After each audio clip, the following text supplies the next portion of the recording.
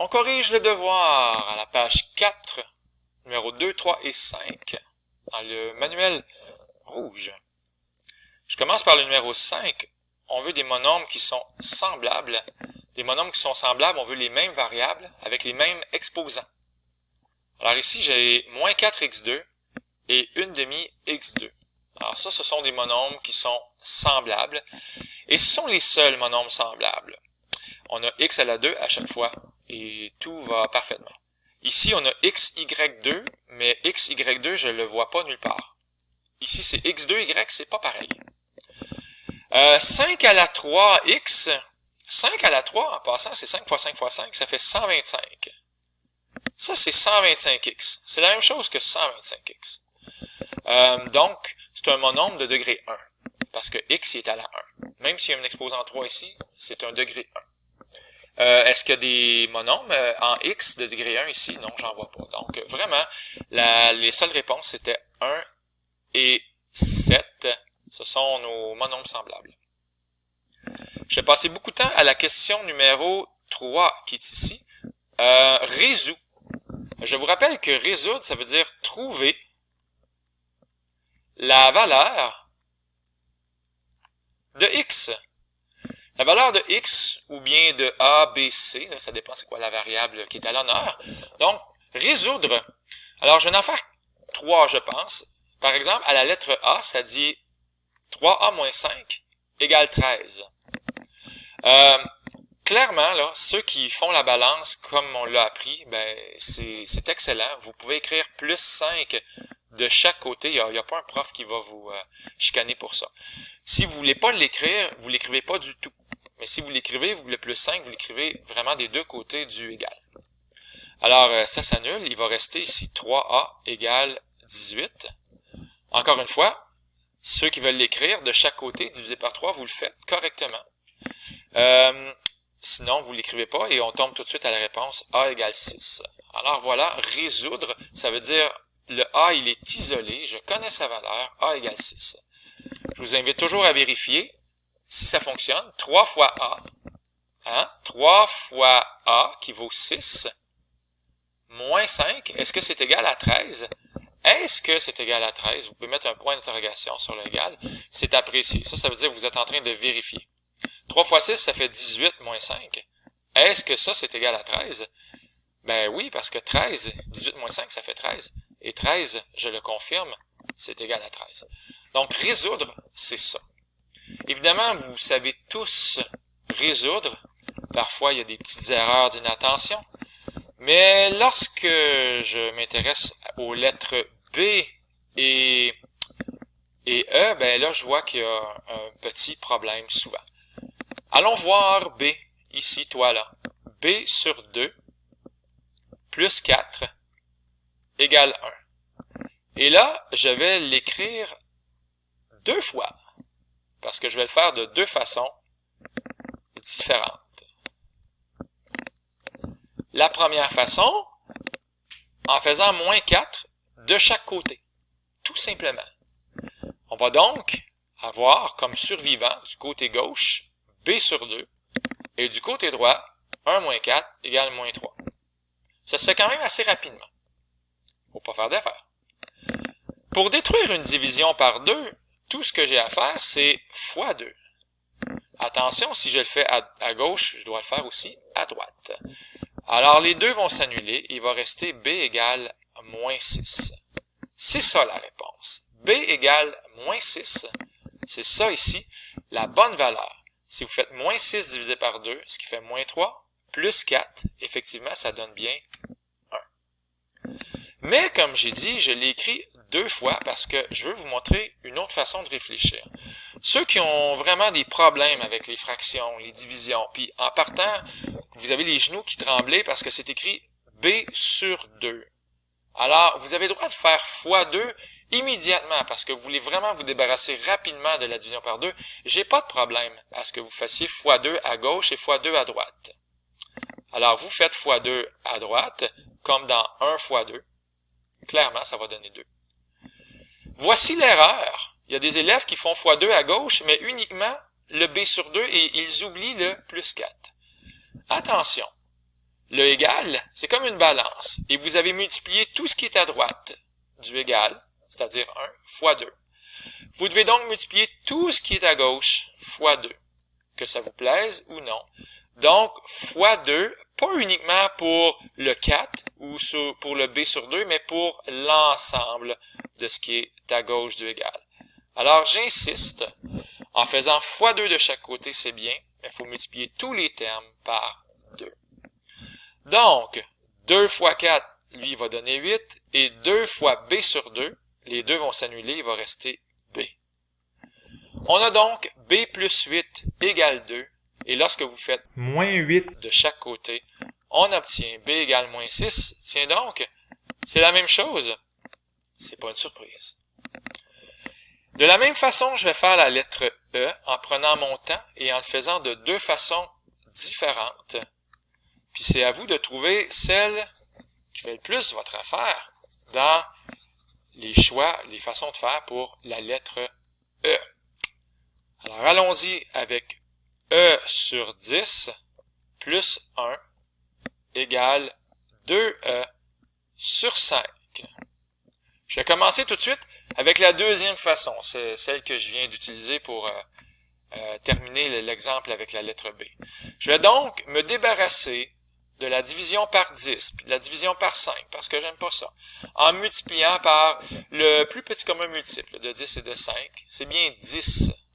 Ça veut dire que moi, je m'engage à multiplier tout ce qui est ici à droite du égal par 10, et tout ce qui est ici, pas juste lui, mais lui aussi. Les deux termes vont avoir la chance, le devoir, l'honneur, d'être multipliés par 10. Alors allons-y, multiplions tout ça par 10. E sur 10 fois 10. Les 10 s'annulent, il reste E. Et 1 fois 10, ça fait 10. On se sent bien peut-être, il n'y a plus de fraction. Je tiens à insister, là, ce qui est écrit ici, E plus 10, c'est 10 fois plus gros que ce qui était écrit dans ma parenthèse. Alors, ce qui est en rouge est 10 fois plus gros que ce qui est en vert. Parfait, mais je dois aussi multiplier par 10 de l'autre côté. Alors, 2E fois 10, ça va donner 20E. Attention de ne pas écrire 5 fois 10, 50. Non, non, non, 10, c'est comme 10 sur 1. Ça aussi, c'est une erreur que je vois souvent. Alors, 5 fois 1, ça fait 5. Dans le fond, 20 sur 5, E, c'est la même chose que 4E. 20 divisé par 5, 4. On a donc E plus 10 est égal à 4E. Lorsqu'on enlève E de chaque côté, il va rester 10 est égal à 3E. Lorsque vous divisez par 3 de chaque côté, le E est enfin isolé, on a résolu l'équation. Ça va nous donner 10 tiers. Et peut-être que vous n'aimez pas ça, 10 tiers, mais moi je vous assure que c'est parfaitement correct. 10 tiers, c'est une excellente réponse. C'est la même chose que 3,3 périodique, mais allez-y avec les fractions. 10 tiers. Bien, mais j'ai dit que j'allais le faire de deux façons différentes. Et vous choisissez celle que vous aimez le plus. Peut-être que ça va être un peu plus long cette façon-ci, mais quand même, ça ne sera pas toujours le cas. Des fois, c'est la façon que je vais faire là va être plus courte que l'autre d'avant. C'est vraiment du cas par cas. Et là, ici, j'y vais vraiment comme si j'étais en secondaire 1 ou 2. Imaginez qu'il n'y a pas de fraction, que c'est écrit à la place de E sur 10, je sais pas moi, c'est écrit 7E plus 1 est égal à 2E. Dans le fond, ça se ressemble beaucoup, ces deux trucs-là. C'est juste que lui, ici, en haut, on a des coefficients qui sont des fractions comme 1 dixième et ici 2 cinquièmes. Et ici, on a des coefficients qui ne sont pas des fractions. Tout le monde ici ferait moins 2E à peu près. À peu près. Et là, on aurait donc 7E moins 2E, ce qui fait 5E plus 1 égale 0. Après, on enverrait le 1 de l'autre côté. Ça ferait 5E égale moins 1. Et bref, ça se fait quand même assez bien lorsqu'il n'y a pas de fraction. Mais faisons-le de la même façon. Faisons comme si c'était des beaux nombres ronds. Alors ici, j'ai fait moins 2E. Ben ici, je vais faire moins 2 cinquièmes. Ben oui, c'est juste moins 2 cinquièmes à la place de moins 2. Mais ce que je le fais d'un côté, je le fais aussi de l'autre. Alors, bien sûr qu'il va peut-être avoir des nuages fractions qui vont arriver dans le décor. 1/10 E moins 2/5 E. Je vais laisser faire le E. Comme ça. Ben, 1/10 moins 2/5, c'est 1/10 moins 4/10. Ce qui va faire moins 3/10. Donc, je vais avoir moins 3/10 fois E. Plus 1 égale 0. Donc, ça ressemble beaucoup à ce qui est ici. C'est juste qu'il y a des fractions. Je peux envoyer le 1 de l'autre côté en faisant moins 1. Il va donc rester moins 3/10 fois E égale moins 1. Et qu'est-ce qu'on fait lorsqu'on a moins 3/10 fois E égale moins 1? Encore une fois, qu'est-ce que vous feriez si c'était écrit 2E égale moins 1? Ben, vous diviseriez par 2. Alors, c'est ça qu'on va faire ici. On va diviser, pas par 2, mais par moins 3/10. Et je vais le faire proprement. En enlevant ça ici. Et pourquoi pas ce qui est en bas? Donc, je vais diviser par moins 3/10 de chaque côté. Je ne veux pas être un tricheur. Et là, ça va s'annuler. Tout simplement, comme si 2 et 2 se divisaient.